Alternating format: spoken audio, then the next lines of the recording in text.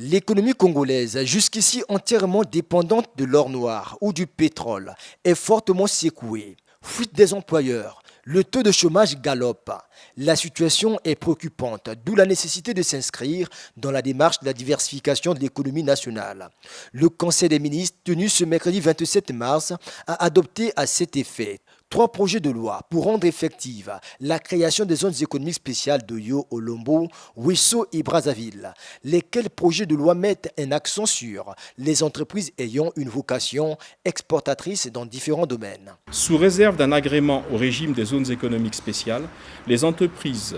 pouvant s'y installer doivent avoir essentiellement une vocation exportatrice dans les quelques domaines suivants. Nous pouvons citer la culture de transformation de plantes oléagineuses, la culture de légumes pépinières et l'horticulture, la construction de bâtiments, des activités financières et d'assurance, des activités immobilières, des activités spécialisées scientifiques et techniques, des activités de services de soutien et de bureaux,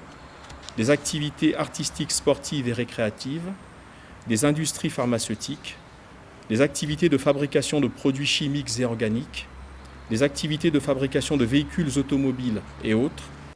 Pour l'effectivité de ces zones économiques spéciales, il a été également adopté un projet de loi portant création de l'autorité de régulation et un projet de décret portant attribution, organisation et fonctionnement de ces zones.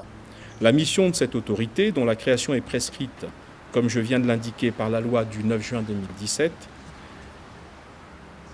la place sous la tutelle du ministère en charge des zones économiques spéciales et sera donc d'assurer la régulation des zones économiques spéciales et d'arbitrer les conflits opposant l'agence de planification, les développeurs, les opérateurs et les investisseurs.